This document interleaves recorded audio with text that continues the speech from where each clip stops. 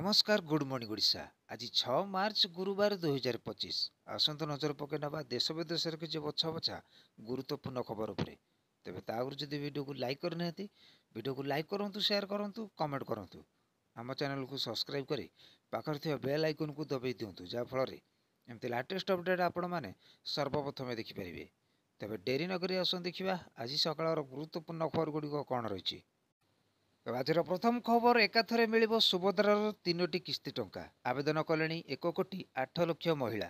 सूचना अनुसार सुभद्रा योजनार वंचित हिताधिकारी को खोजू हेबो डोर टू डोर सर्वे। मार्च 31 तारिख में आवेदन प्रक्रिया को बंद करी सर्वे करेंगे सरकार। डोर टू डोर जाई 1 to 1 सर्वे करेंगे अधिकारी। फिल्ड वेरिफिकेशन पर जहाँ रही रक्षाबंधन एका संगे 3टी किस्ती मिलिबो। तेज मार्च 31 तारिख आवेदन शेष तारिख। सर्वे सरिबा जाए आवेदन प्रक्रिया को बंद करा जिवो। जो माने योग्य हिताधिकारी से माने एकाथरे से माने सुभद्रार 3टी किस्ती पाइबे। एबे सुधा सुभद्रार 1,08,00,000 महिला आवेदन करछंती।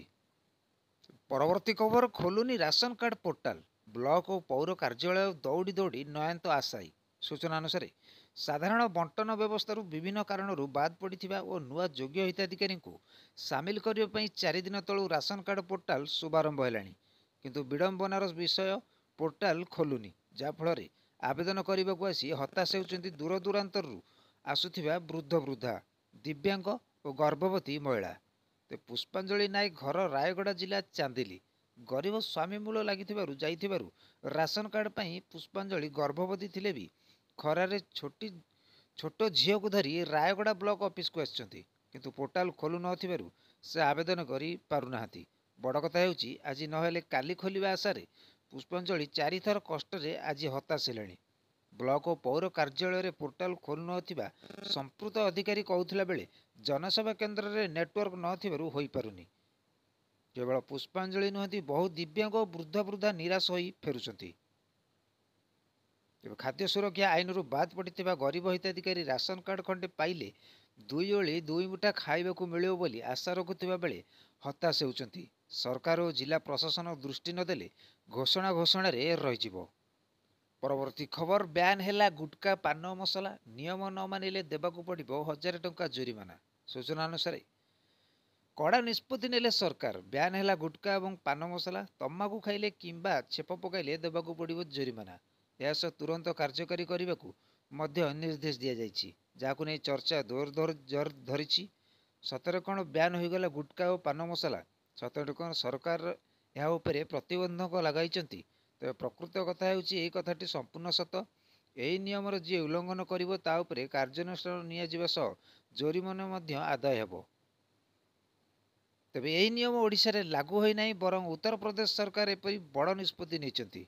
सरकार निर्देश अनुसार यही नियम पालन करने को बाध्य। जी यही नियम को न मानिबो तापर जोरिमाना लगाजिवो। परवर्ती खबर सरकार को आसी बदलीगला बीजेपी स्वर। सार्वजनीन हेबनी रत्नभंडार चाबी रिपोर्ट।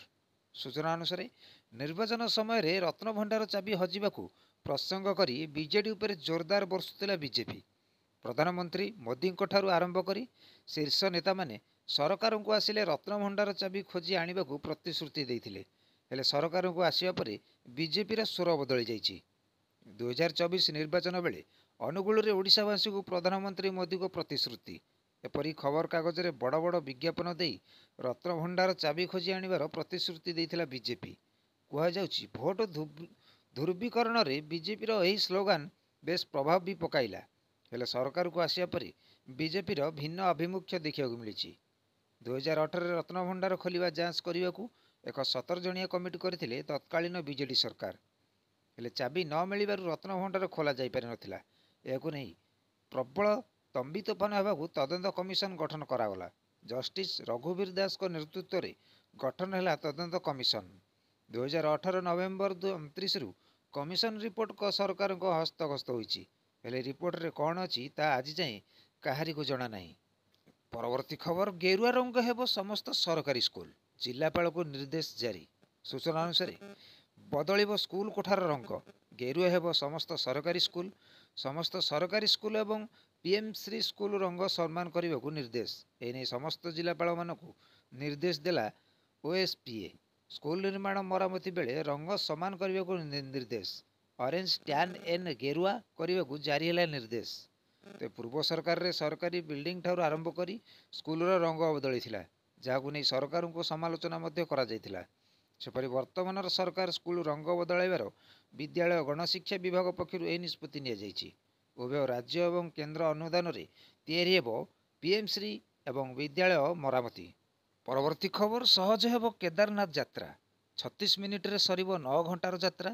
ରୋପୱେ ନିର୍ମାଣ ପାଇଁ 4081 କୋଟି ଅନୁମୋଦନ। ସୂଚନା ଅନୁସାରେ ବୁଧବାର କେନ୍ଦ୍ର କ୍ୟାବିନେଟ୍ ବୈଠକରେ ଉତ୍ତରାଖଣ୍ଡକୁ ଏକ ବଡ଼ ଉପହାର ମିଳିଛି। କେନ୍ଦ୍ରର ମୋଦି ସରକାର ଉତ୍ତରାଖଣ୍ଡର କେଦାରନାଥ ଧାମ ପାଇଁ ରୋପୱେ ପ୍ରକଳ୍ପକୁ ଅନୁମୋଦନ କରିଛନ୍ତି। ସୋନପ୍ରୟାଗରୁ କେଦାରନାଥ ପର୍ଯ୍ୟନ୍ତ 12.9 କିଲୋମିଟର ରୋପୱେ ନିର୍ମାଣ କରାଯିବ, ଯେଉଁଥିପାଇଁ 4081 କୋଟି ଟଙ୍କା ଖର୍ଚ୍ଚ ହେବ। ତେବେ ନ୍ୟାସନାଲ ହାଇୱେ ଲଜିଷ୍ଟିକ୍ ମ୍ୟାନେଜମେଣ୍ଟ ଏହାକୁ ନିର୍ମାଣ କରିବ। କେନ୍ଦ୍ରମନ୍ତ୍ରୀ ଅଶ୍ୱିନୀ ବୈଷ୍ଣବ କହିଛନ୍ତି, ଏହାର ସବୁଠାରୁ ବଡ଼ ଲାଭ ଏହା ହେବ ଯେ ବର୍ତ୍ତମାନ ଯେଉଁ ରାସ୍ତାରୁ 8ରୁ 9 ଘଣ୍ଟା ଲାଗୁଥିଲା, ତାହା ଏବେ 36 ମିନିଟରୁ ହ୍ରାସ ପାଇବ। ଏଥିରେ 36 ଜଣଙ୍କର ବସିବା କ୍ଷମତା ରହିବ। ପରବର୍ତ୍ତୀ ଖବର, ସୁନା ଦରକୁ ନେଇ କେନ୍ଦ୍ର ସରକାରଙ୍କ ବଡ଼ ଘୋଷଣା। ସୂଚନା ଅନୁସାରେ ସୁନା ଦରକୁ ନେଇ କେନ୍ଦ୍ର ସରକାରଙ୍କ ବଡ଼ ଘୋଷଣା। କେନ୍ଦ୍ର ସରକାର ଏକ ଗୁରୁତ୍ୱପୂର୍ଣ୍ଣ ନିଷ୍ପତ୍ତି ନେଇଛନ୍ତି। ନିକଟରେ ସରକାର ସୁନା ଓ ରୂପା ଉପରେ ଏକ ଗୁରୁତ୍ୱପୂର୍ଣ୍ଣ ଘୋଷଣା କରିଛି। ଭାରତ ସରକାର ସମ୍ପ୍ରତି ସୁନା ଓ ରୂପା ଉପରେ ଆମଦାନୀ ଶୁଳ୍କ ହ୍ରାସ କରିବାକୁ ନିଷ୍ପତ୍ତି ନେଇଛନ୍ତି। ବିଶେଷଜ୍ଞମାନେ କହିଛନ୍ତି ଯେ ଏହା ସୁନାର ମୂଲ୍ୟକୁ ପ୍ରଭାବିତ କରିବାର ସମ୍ଭାବନା ରହିଛି। ଆକଳନ କରାଯାଉଛି ଯେ ମୂଲ୍ୟ ହ୍ରାସ ପାଇବାର ସମ୍ଭାବନା ରହିଛି। ସରକାର ସୁନା ଉପରେ 10 ଗ୍ରାମ ପାଇଁ ଆମଦାନୀ ଶୁଳ୍କ ପ୍ରତି ହ୍ରାସ କରିଛନ୍ତି। ଏହା ବର୍ତ୍ତମାନ ଏହି ଶୁଳ୍କର ମୂଲ୍ୟ 265.36କୁ ହ୍ରାସ କରିଛି। ସୁନା ଆମଦାନୀ ଶୁଳ୍କ ମୂଲ୍ୟ ହେଉଛି ଦେଶରେ ଆମଦାନୀ ହେଉଥିବା ସୁନା ଉପରେ ଲାଗୁ ହେଉଥିବା ଶୁଳ୍କ ଗଣନା କରିବା ପାଇଁ ସରକାର ସ୍ଥିର କରିଥିବା ମୂଲ୍ୟ। ସରକାର ସୁନା ପରି ରୂପା ଉପରେ ମଧ୍ୟ ସମାନ ନିଷ୍ପତ୍ତି ନେଇଛନ୍ତି। ପରବର୍ତ୍ତୀ ଖବର, ସିଝିବ ପୁରା ଓଡ଼ିଶା। ଆସନ୍ତା 5 ଦିନ ଯାଏଁ ତାତିରୁ ମିଳିବନି ତ୍ରାହି। ସୂଚନା ଅନୁସାରେ ପ୍ରଚଣ୍ଡ ଗ୍ରୀଷ୍ମ ପ୍ରଭାବ ନେଇ ପାଣିପାଗ ବିଭାଗ ପକ୍ଷରୁ ସୂଚନା। ଆଉ ତାତିରୁ ମିଳିବନି ତ୍ରାହି, ସିଝିବ ପୁରା ଓଡ଼ିଶା। ହନ୍ତସନ୍ତ ହେବ ଜନଜୀବନ। ଆଗାମୀ 5 ଦିନ ଯାଏଁ ମିଳିବନି ନିସ୍ତାର। 39 ଡିଗ୍ରୀରୁ 40 ଡିଗ୍ରୀ ଛୁଇଁବ ଦିନର ତାପମାତ୍ରା। ହଁ ଆଜ୍ଞା, ପ୍ରଚଣ୍ଡ ଖରା ତେଜରେ ସିଝିବ ପଶ୍ଚିମ ଓ ଦକ୍ଷିଣ ଓଡ଼ିଶାର ବିଭିନ୍ନ ଜିଲ୍ଲା। ଏବେ ଯେଉଁଭଳି ଭାବରେ ରାଜ୍ୟରେ ଦିନର ତାପମାତ୍ରା ବଢ଼ି ଚାଲିଛି, ମନେ ହେଉଛି ଆଗକୁ ସ୍ଥିତି ପୁରା ଭୟଙ୍କର ହେବ। କାରଣ ଏବେ ଚାଲିଛି ବସନ୍ତ ଋତୁ। ସାଧାରଣତଃ ଏହି ସମୟରେ ପାହାନ୍ତିଆ ଶୀତ ଅନୁଭୂତ ହୁଏ, ହେଲେ ଏବେଠାରୁ ସ୍ଥିତି ପୁରା ବେହାଲ। ଦିନର ତାପମାତ୍ରା ଛୁଇଁଲାଣି 40 ଡିଗ୍ରୀ ପାଖାପାଖି। ଚଳିତ ବର୍ଷ ପ୍ରଥମ ଥର ପାଇଁ ଏ ରାଜ୍ୟରେ ତାତି ଛୁଇଁଛି 39 ଡିଗ୍ରୀ। ଝାରସୁଗୁଡ଼ାରେ ଗତକାଲି ସର୍ବାଧିକ 39 ଡିଗ୍ରୀ ତାପମାତ୍ରା ରେକର୍ଡ ହୋଇଥିଲା। ସେହିଭଳି ଅନ୍ୟ ସହରରେ ବି ତାପମାତ୍ରା ଉପରମୁହାଁ ହୋଇଛି। ତେବେ ସମ୍ପୂର୍ଣ୍ଣ ଖବରଗୁଡ଼ିକ ଆପଣମାନଙ୍କୁ କିପରି ଲାଗିଲା, କମେଣ୍ଟ ବକ୍ସରେ ଆପଣଙ୍କର ମତାମତ ଦିଅନ୍ତୁ। ଆମ ଚ୍ୟାନେଲକୁ ସବସ୍କ୍ରାଇବ୍ କରି ପାଖରେ ଥିବା ବେଲ୍ ଆଇକନକୁ ଦବାଇ ଦିଅନ୍ତୁ, ଯାହାଫଳରେ ଏମିତି ଲାଟେଷ୍ଟ ଅପଡେଟ୍ ଆପଣମାନେ ସର୍ବପ୍ରଥମେ ଦେଖିପାରିବେ।